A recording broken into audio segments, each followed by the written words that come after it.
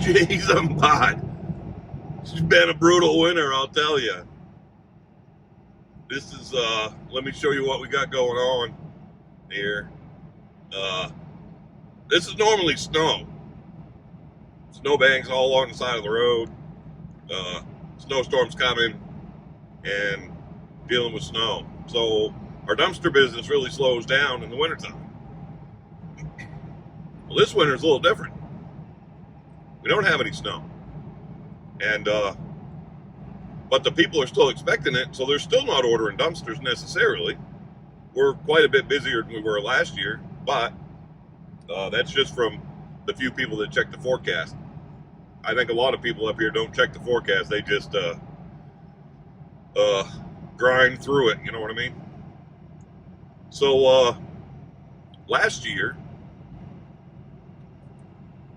fall, I was trying to figure out, hey, what am I going to do for the winter time, and just to keep myself busy, and whatever like that. And I said, I'm going to get into commercial snow plowing, pick up some driveways, and at least make a little money, and whatever. So I did the math, and we normally have 23, I think, is our average snow event.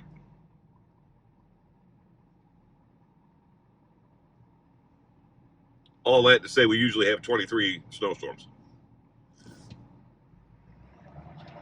Well, this year we had 4.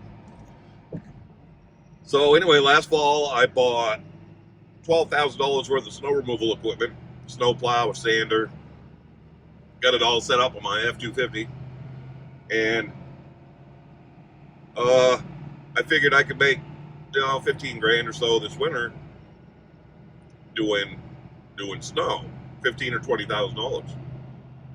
For the first year, I was not overly ambitious on getting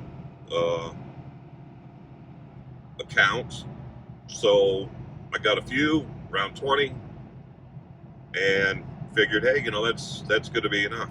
Well, I bill my snow removal by the month, so at the end of, let's say, February, I would bill whatever I plowed for in February. It's a pretty good chunk of change is what I was expecting the first of every month. Let me tell you how much I billed for February. 0. That's right. No snow events in February. Not even a dusting. I only go out when it's above 2 inches of snow. We didn't even get, I couldn't even fake that. January, 4 times. And I guess I went out once in December. So that's 5 snow events for the year. We do still have a little bit of time left. Sometimes we'll get some snow end of March, and sometimes we usually get a pretty big storm in April. So we'll have to check that out. But you can't always bank on Mother Nature looking out for your business. So you have to do it. It's no big deal. I have a few different income streams, so I'm not hurting. I'm not worried about it. I was hoping to make a little extra money this year, at least to pay off the $12,000 I paid for the plow and the sander and all of that. And that didn't work out. So, it is what it is. I will, so this morning I got to run one to the dump and go drop this one off in Bangor. It was an online booking that came in. I love those because my phone just lights up and says, hey, you have a new booking. And they paid it because they have to. It's part of the checkout process. So love those. They just book it online, pay for it online, and I deliver it. I do try to reach out and talk to them and build that personal relationship. Ask them if there's anywhere special they'd like it, or just thank them for ordering online. I'll usually just do that in an email or a text message. They ordered online. Obviously, they don't want to talk to a person. So I'm okay with that. And so I'm going to get this one dumped and get over to Bangor to drop this one off. Yeah, so we got that one delivered. That's it for today. Thursdays are usually a little busier than this, but tomorrow's a busy day. Tomorrow and Monday, of course. So what can you do in the wintertime besides dumpsters? If you live in a cold climate state, and you're not able to keep pushing dumpsters out, I do run throughout the winter. I just spray a little bit of diesel fuel in the bottom of my dumpsters, make sure they don't get frozen in. That seems to work pretty good. I actually only have to spray them down about maybe once every second or third rental. So really only a couple of times, not a big deal. Doesn't get on anybody's driveway or anything like that. But what I've got planned for the rest of the winter is some maintenance.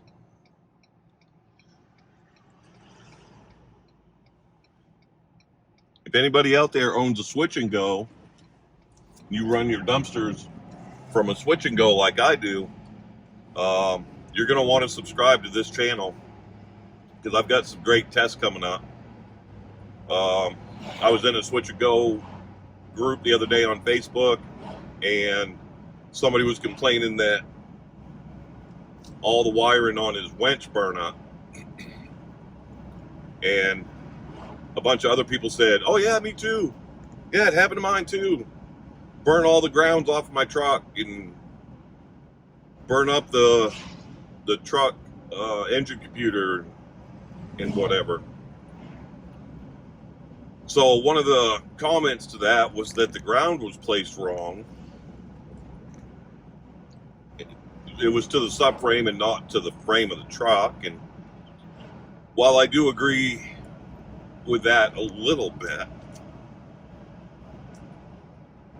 I don't buy it completely. So there's a 600 amp fuse under the hood, and people are complaining that, oh yeah, all my wiring burned up and it didn't blow the fuse. Well, that's 600 amps. That is a lot of amperage for a 12 volt system. So I wanted to jump into the middle of this video here and just kind of explain a little bit about what I'm talking about with this amperage and stuff. So my switch and go uses a 1/0 welding cable, okay, 1/0. That's rated for about 150 amps at and 600 volts. Okay, so it'll carry a lot of voltage and about 150 amps. Now, I have a 600 amp protection because of the fuse. However, the ampacity that I would need, or the cable that I would need for that ampacity, is like a 4/0 cable. Now, I get it that you know, there's a difference between 600 volts AC, 12 volts DC, and whatever, but amperage is amperage. And why do I have a 600 amp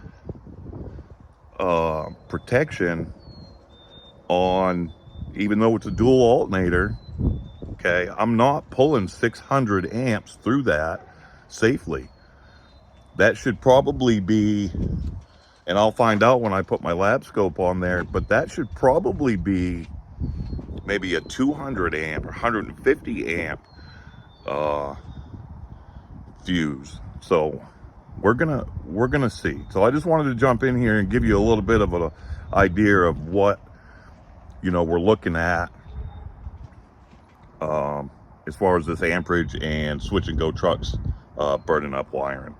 So we'll check it out. And there might be a good question on, are these trucks that's happening to, are they dual alternator systems? Are they single alternator systems?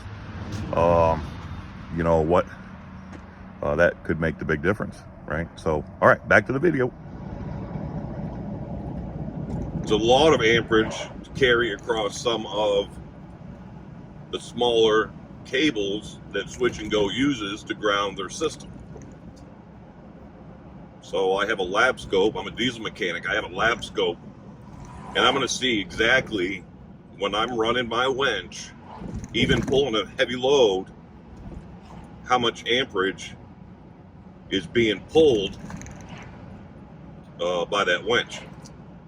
And what I'm going to do is I'm going to modify my setup, and I'm going to drop the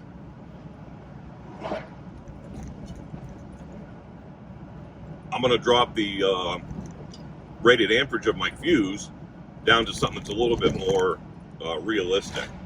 I don't want my winch to pull 550 amps and not blow the fuse. So, and what else have I got planned? I got a new winch cable I'm going to put on. It's got a safety hook on it. These are pretty neat.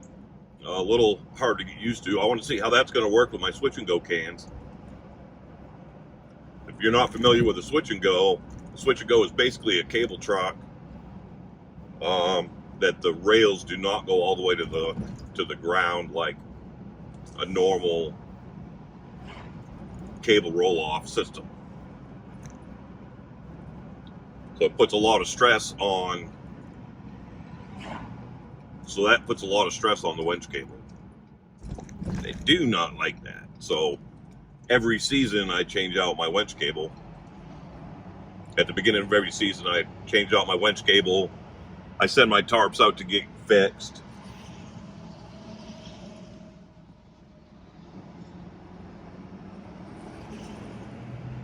And this year I'm buying a new tarp. There's a tarp company near me that builds tarps for trucking companies. I'm going to see what their rate is and see if that might be a good option for some of you guys. I'm sure they ship. I mean, every company does nowadays. Hopefully I can get my US Tarps Auto Tarper installed this year. I got to take it down to Messer Equipment down in southern Maine. I've already talked to, and I don't know if he follows this channel, Tim Cook. He's runs that place down there. He said they were successful at installing a US Tarp system on a new F550 with a Switch and Go. There's not a lot of room between the system and the cab, so proves to be a little bit more difficult than it should be to put an auto tarper on here. And I've already bought the tarper, bought it last year, and I just haven't got it installed yet. And I actually don't mind hand tarping. Sometimes it's a pain in the ass, absolutely. Gives me an opportunity to get out of the truck, sometimes, meet the customer, talk with them.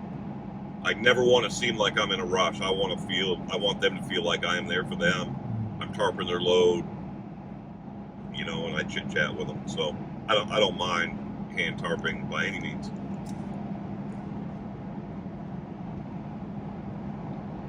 And a lot of people say, well, time is money. Well, I would rather, once I hit that driveway, slow down and do things right, not have to worry about time is money. It's only a couple of minutes. I'm not worried about losing business over a couple of minutes. So that is my big plan. So I'm going to put a video together swapping out my winch cable. I got to do some touch-up painting. I want to get that done before the season really starts. And I'm going to test that winch system. Now this should be interesting for you trailer guys too, that have the winches. We'll see what an actual winch pulls for amperage as it's pulling a load up. Even a heavy load, I'm going to try and get a couple of tons. Test it on one of those. So stay tuned for that video. And the video doing the winch cable. And, more videos to come. The season is getting ready to start. I've got a good comfortable feeling about this year. I think it's going to be a good year, and I think it's going to be a good year for this channel. So if you'd like to help, with this channel, hit the subscribe down below. I appreciate it a lot. I only have a couple hundred subscribers, but hey, somebody's listening to what I got to say. I'm happy about that. So until next time, thanks for watching.